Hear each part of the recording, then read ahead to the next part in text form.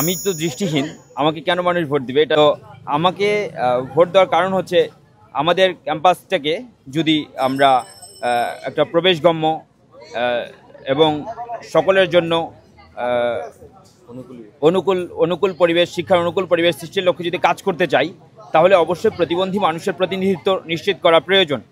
তাদেরকে নিয়ে যদি আমরা একসাথে কাজ করি তাহলে কাজটা অবশ্যই ফলপ্রসূ হবে। সবাই মিলে আমরা একসাথে প্রতিযোগিতায় এগিয়ে যেতে পারবো ইনশাআল্লাহ। আমরা চাই যে জাকসু মাধ্যমে আমাদের যে গণতান্ত্রিক চর্চা, গণতান্ত্রিক মূল্যবোধ চর্চা, এটা বিকশিত হোক এবং আগামীতে জাকসু নির্বাচন প্রতিনিয়ত জাকসু নির্বাচন হোক এবং জাকসু নির্বাচনের মাধ্যমে, জাকসুর মাধ্যমেই ছাত্রদের বা শিক্ষার্থীদের অধিকার প্রতিষ্ঠিত হোক। শিক্ষার্থীদের অনুকূলে জাকসু সবসময়ই যখন শিক্ষার্থীদের মধ্য থেকে নির্বাচন হবে এবং প্রতিবারই নির্বাচনের ধারা অব্যাহত থাকবে, তখন আমি বিশ্বাস করি যে ওই সময়টাতে তখন হচ্ছে ছাত্রদের অধিকার বা ছাত্রদের চাওয়া, ছাত্রদের যে স্বার্থ সংশ্লিষ্ট বিষয়গুলো, এগুলো প্রাধান্য পাবে।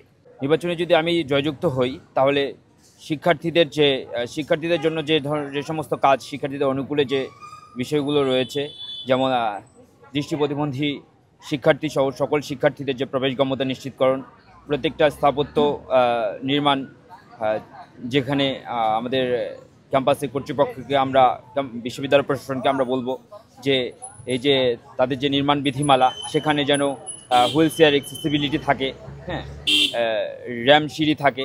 তো তারপর হচ্ছে শিক্ষার্থীদের জন্য শিক্ষার পরিবেশ নিশ্চিতকরণের জন্য আরও যে কাজগুলো শিক্ষার্থীদের সঙ্গে মতবিনিময় করে তাদের অনুকূলে বা তাদের শিক্ষার পরিবেশ সৃষ্টির লক্ষ্যে যে কাজগুলো, যে জিনিসগুলো প্রয়োজন বা যেগুলো অত্যাবশ্যক, সেই কাজগুলো আমি ইনশাআল্লাহ পর্যায়ক্রমে করব।